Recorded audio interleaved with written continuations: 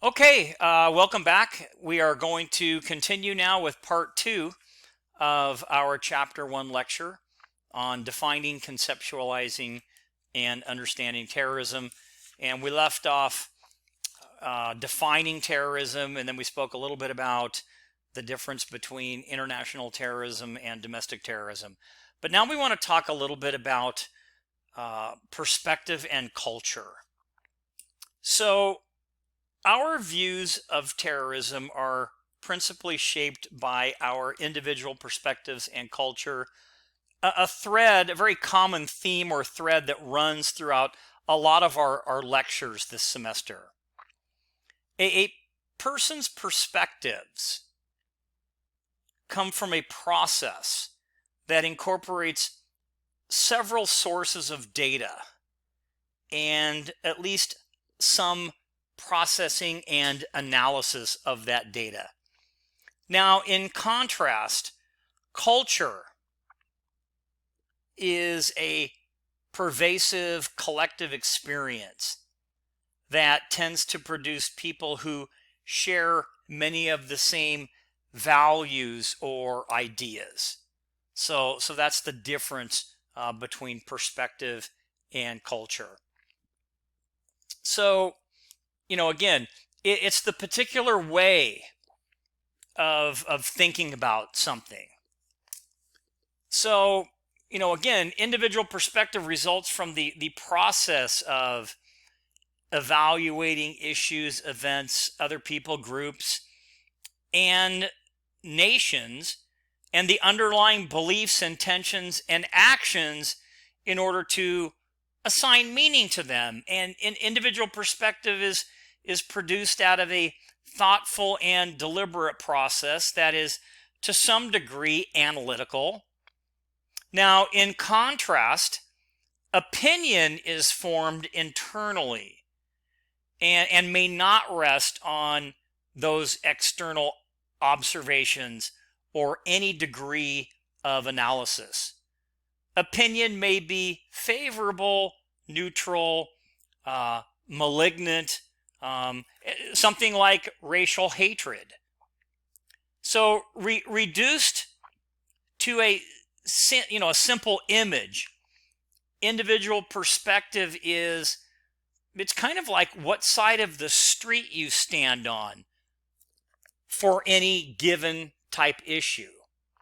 So again, it's the opinion formed internally based on knowledge and experience. And an example could be, the Boston Tea Party illustrates this point. In 1773, a group of 116 colonial men, some poorly disguised as Indians, boarded 3 ships at Boston's Griffin's Wharf, forced the crews below decks, and then threw 90,000 pounds of, British East India Company tea into the harbor. And some colonists saw this as a bold act protesting English tax policy, whereas others were just appalled by the act. Many colonists wanted no part of the subsequent revolution against England and moved to Canada, the Caribbean, and back to England. And people in England saw the Boston Tea Party as defiance of the authority of Parliament and King George III. And it is likely that everyone roughly had the same information. However, they formed radically different conclusions based on their different perspectives. And another example of individual perspectives comes from the terrorist attacks on September 11th, 2001. The most common individual perspective is that Al-Qaeda was responsible.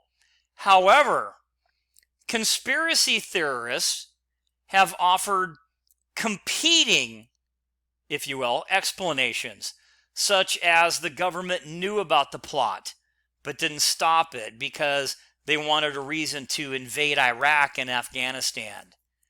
And that reasoning is reminiscent of the allegation that President Roosevelt had prior knowledge of the Japanese plan to attack Pearl Harbor, but allowed it to happen to overcome Congress's sentiment to remain neutral in the war that was already being waged in Europe and Asia. So again, it's kind of what side of the street you stand on. Al-Qaeda and the Islamic State view the United States and other Western powers through a very radicalized and extremist prism. The late, Al-Qaeda leader Osama bin Laden helped plot the 9/11 attacks that turned 4 hijacked airliners into guided missiles. There were no survivors on any of the hijacked aircraft. And American Airlines Flight 11 and United Airlines Flight 175 brought down the World Trade Center's Twin Towers in New York City, killing 3,000 civilians. Trapped on burning floors, some people leapt to their death to avoid being burnt alive. And of course, the attacks sent shockwaves through the city, state, and federal governments. And leaders debated whether more waves of attacks with deadlier weapons were coming. There was no great deal of misinformation, such as the report that the U.S. Capitol, had been bombed. So, again, these are, individual perspectives, if you will. And then you have cultural perspectives. And I wanted to start off with this particular, these 2 photos to talk a little bit about culture that maybe you don't see it when you first look at it, but I'm going to show it to you here. So culture, again, it's shared beliefs, experiences, and behaviors that cause its members to substantially interpret things in a similar manner and distinguish them from other cultures. So here are 2 pictures of 2 high schools in the city of Compton, where I worked as a police officer many, many moons ago. And on the left, you have Compton High School, and on the right, you have Centennial High School. There were 2 high schools. Centennial was at the kind of the north end of the city, and Compton High School was kind of in the center or more southern portion of the city. And while I don't have photos of the exterior, I do have pictures of the gym. And Compton High, the outside of the school and the gym is blue. And Centennial High is red, both on the outside and the gym. And here's kind of a couple of larger photos for you to look at. Now, if you don't know anything about gangs, here's just a little tidbit for you. Typically, Crip gangs will, kind of associate themselves with the color blue, and blood gangs will associate themselves with the color red. And I know there are other colors, but this is just kind of a general, type illustration. And the high schools are actually kind of segregated by gang affiliation. If you're a Crip, you're going to Compton High. If you're a Blood, you're going to Centennial High. And that's kind of how deep it ran. And you dare not go to an opposing high school. So a little more on cultural perspective. So Anwar al-Awlaki, 1971 to 2011, represented someone who was born in one culture, but actually changed his cultural identity. He was born in New Mexico and attended Colorado State and San Diego State universities. And after becoming a Muslim cleric or religious leader. He was linked to 19 terrorist operations. And he was also very, very good with social media. And he was an excellent recruiter. So, this individual does represent someone who, was born in one culture, but then he kind of changed. There was something there that changed him, and we'll talk about what that word is. And that word is radicalization, and that's that describes the process of acquiring and holding extremist views or beliefs.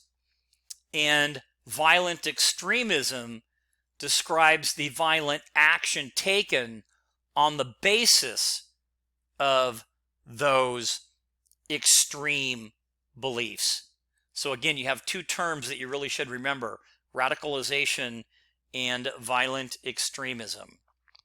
The present radical Muslim culture views Western nations in general and the United States in particular, really negative.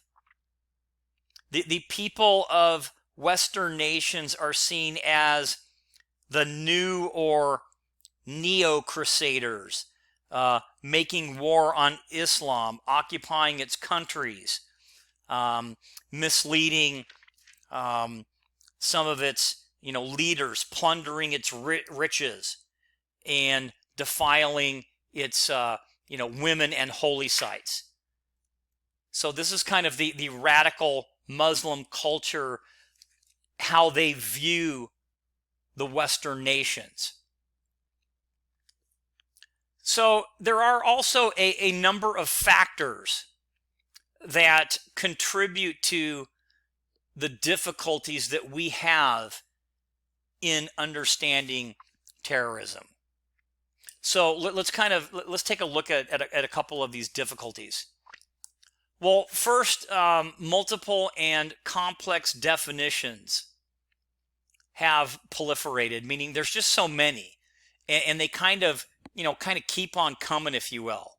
So again, these are factors that contribute to difficulties that we have in understanding terrorism. The second would be the evidence base for terrorism is insufficient. Next would be terrorism is a contested concept. So it's still kind of, it's debated. Next would be terrorism is, evocative or feelings or emotional. Next would be political power often determines those who are labeled terrorists. And then finally, past prosecutorial decisions within the United States have sometimes confused people. So these again are factors that contribute to the difficulties that we here in America have understanding terrorism.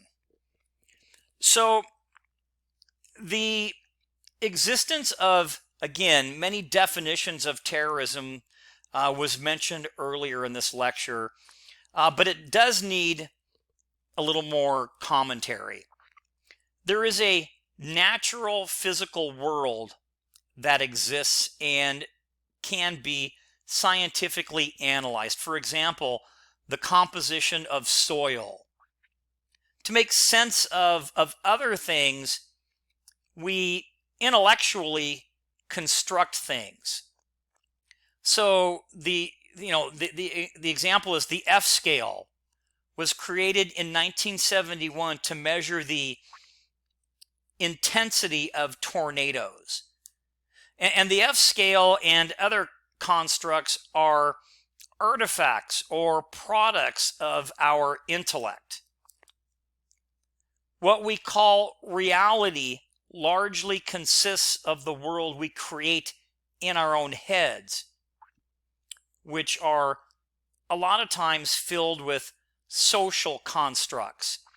They help us understand and organize our lives by virtue of the meaning that we attach to them. So examples, and stay with me here, examples include marriage, loyalty, social status, happiness, and even bad neighborhoods. And some things, such as gender, have inherent qualities, but we create stereotypes about them, right? For example, women aren't good at science, men are sloppy.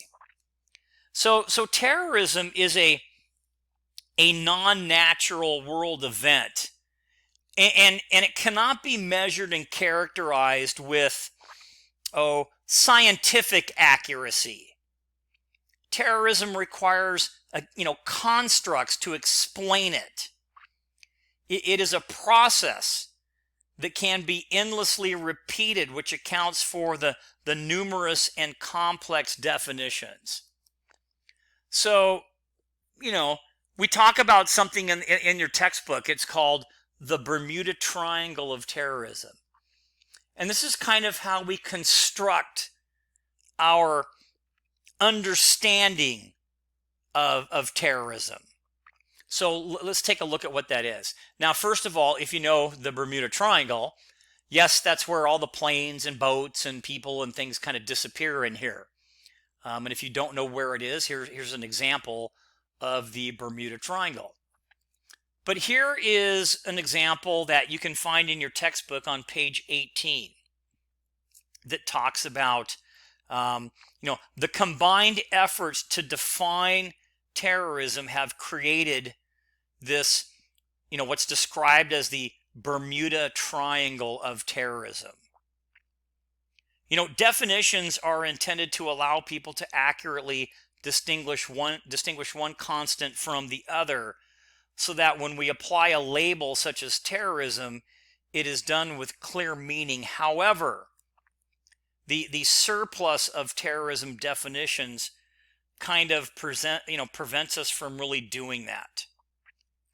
So, here we have, the written definition, and it's kind of ongoing. So you have the definition, of terrorism written, and we have a violent event, the violent event, the act itself, and then we have the terrorism label applied.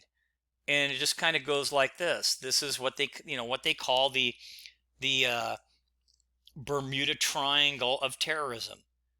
It kind of, in essence, is the hundreds of competing definitions of terrorism. So hopefully that kind of makes sense a little bit. So what is some evidence base for terrorism? Is there an evidence base, or is it insufficient?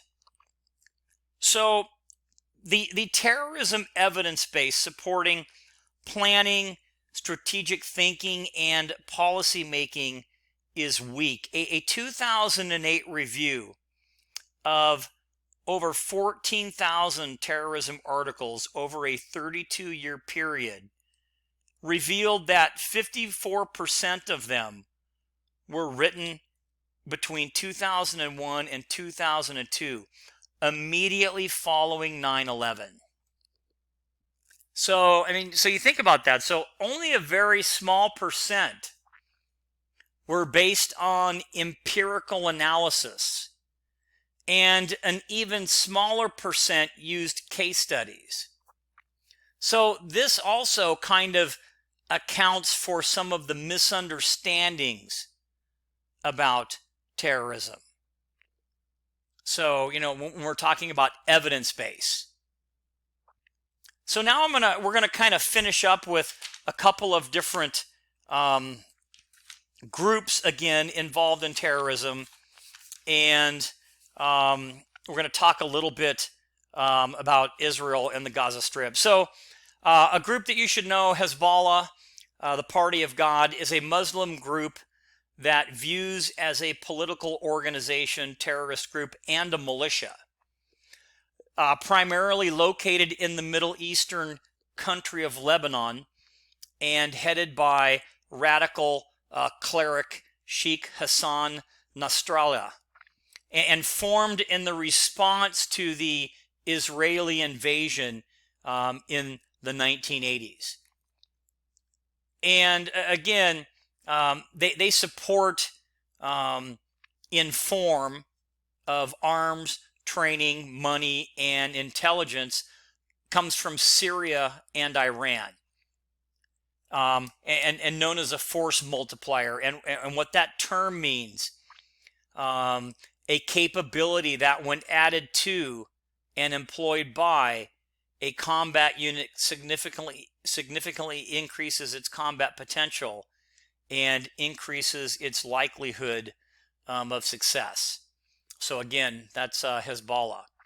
The Hamas, the Palestinian Islamic Resistance Movement, Muslim Middle East organization designated as a foreign terrorist organization, opposes the existence of Israel, maintains a well-armed militia funded by private donors and Syria and Iran, has a very strong presence in Palestine and in Israel. The Gaza Strip, just kind of, give you kind of just a little lesson on kind of what we're talking about here as it relates to Israel. Partitioned Palestine. The Gaza Strip partitioned Palestine in 1947 by the United Nations, creating Israel. And Arab leaders rejected the plan of an independent Arab country because it created a Jewish homeland in an area formerly occupied by Arabs and religious sites that were sacred to Islam. And there's been just, this has been going on, this issue in Israel has been going on for a long time. So again, the Gaza Strip partitioned Palestine in 1947 by the United Nations, creating Israel. And you can see, again, so you can look at a kind of a different map here. And we talk about the West Bank, that's right here. The Gaza Strip is now governed by Palestinian Authority. In 2012, Hamas was fighting with Al-Qaeda. And in 2014, Hamas fired rockets into Israel. So again, the Gaza Strip is a small area. So you have Israel, which goes up here, the West Bank is here, and the Gaza Strip is this little piece right here. Okay? So that's what they're talking about. Again, we talked about how terrorism appeals to emotion and not really intellect. Terrorism includes things like guerrilla warfare, which is the revolutionary movement and radical extremism. So these are all, and terrorism being evocative means, remember, it's emotional. Okay. Kind of continuing with that, think about, the United States, they use drones to inflict casualties and destroy targets. So the U.S. considers drones, they do consider drones as an effective military action. However, those on the receiving end might consider it to be terrorism because it causes death of unarmed combatants. So, again, remember, we're talking about, whenever we have that definition of terrorism, we're talking about, you'll see that phrase, that unarmed combatants built in there. Also, you talk about political power determines who are terrorists. Well, being labeled an insurgent or a terrorist may be based on the ruling government's national policy agenda, like in Chechnya or Russia. In 2004, Chechen terrorists seized control of a school in Beslan, Russia, and held 1,300 hostages, most children and teachers. And after a 3-day standoff, Russian soldiers stormed the school, and unfortunately 186 children and 145 adults were killed. But the general population forms opinions on terrorism from incomplete and basic understanding of events and the laws that we think should be applied. So, it's not surprising that sometimes we agree and that other times we disagree how the government maybe charges suspects. So, when we see these cases that we believe are terrorism, go back to the very first case when we talked about Dylan Roof. Everyone thought that he should be charged with terrorism. However, that was our opinion based on what we know. But because that crime didn't fit the elements, it didn't have the political aspect, it couldn't be terrorism. Think of the shooting in Las Vegas, the mass shooting. So a lot of people thought, wow, what a horrible terrorist incident. Well, unless you can prove some of those elements, it's just a mass shooting. And I don't mean that disrespectful. I mean that by definition. So a lot of times these past prosecutorial decisions, they kind of confuse us a little bit. A couple of quick case studies to kind of throw out there. So Carlos Bledsoe converted to Islam while growing up in Tennessee and changed his name to Abdullah Hamakim Muhammad. Trained in a terrorist camp in Yemen.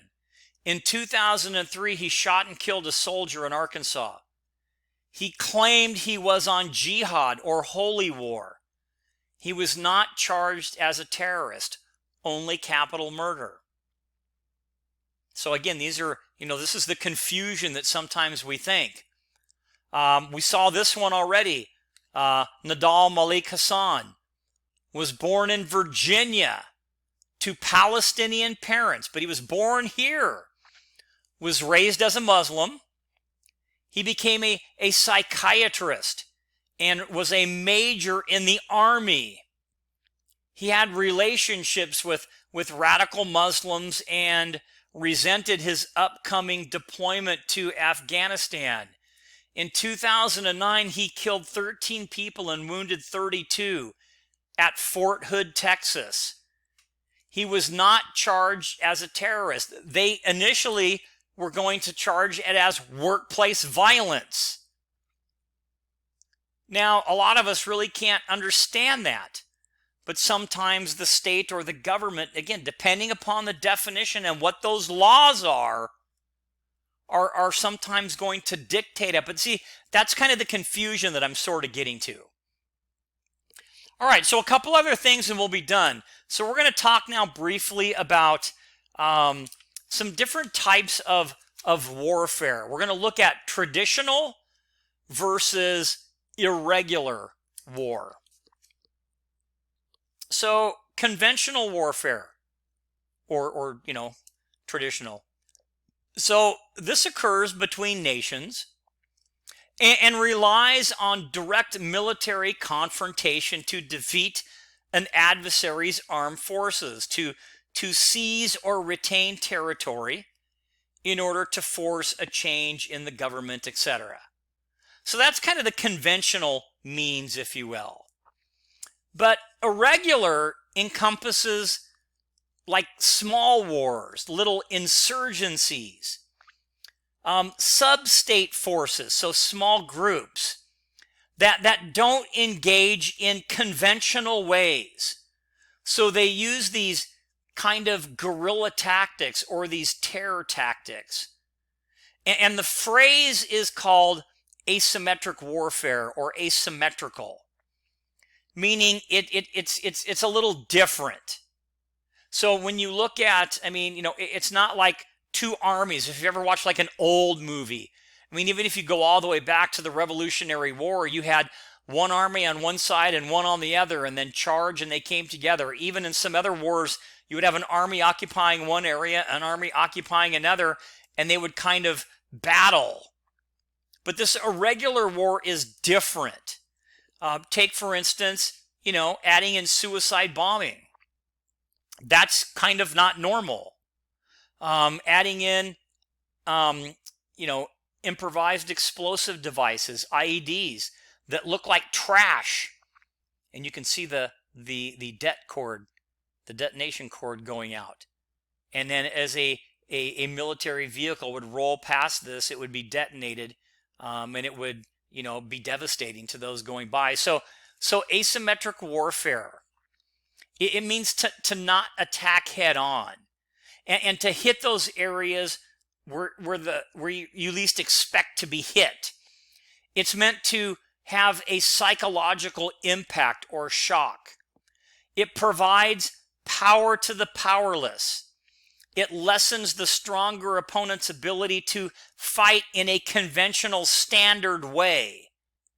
And it also employs the use of sleeper cells, meaning those that stay hidden until they're called upon. So there's an example of a suicide bomber cell.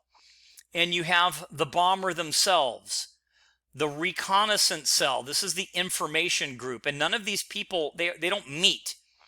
You have the logistics cell. They get all the stuff, the equipment. And then you have the op cell, the operational cell.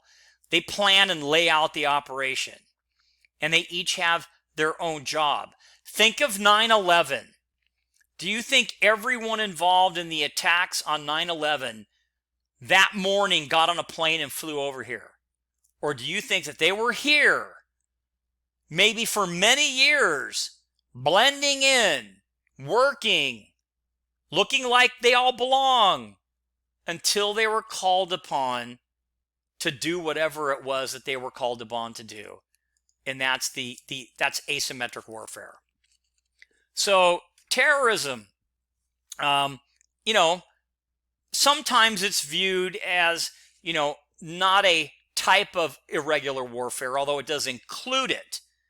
Terrorism, it is a tactic. The international humanitarian law prohibits all acts during war that would constitute terrorism, such as executing of civilians or prisoners of war, taking hostages, or attacking non-defended locations, or bombing civilian population centers, etc. Again, the United Nations International Criminal Court in the Netherlands is the body that adjudicates war crimes. An example here, President Slobodan Milosevic, Beast of the Balkans as he was known, was convicted on 66 counts of crimes against humanity, including genocide during the Balkans War of the 1990s. And, he died in custody before his trial. So, again, these are just some examples. And then finally, just very quickly, the Syrian War. The Syrian War began as part of the Arab Spring in mid-2011, and it actually continues today. The flashpoint of this was a minor event in which 15 teenagers wrote anti-government graffiti on a wall, and people took to the streets in protest of decades of repression by President Assad at the time. And during this war, Assad used chemical warfare. And the United States helped moderate rebels. But examples of those aligned with Assad and the Syrian government include Iran and its Revolutionary Guards, the Quds Force, and its proxy, Hezbollah, Russia, and IS. Okay, so a lot of information that we covered. And again, I don't want you to panic on all the definitions. I know it's a lot of stuff, but I would make this suggestion. Please read back through the chapters to help fill in some of the gaps, some of the areas that I couldn't cover, because I just touched on a lot of the major topics.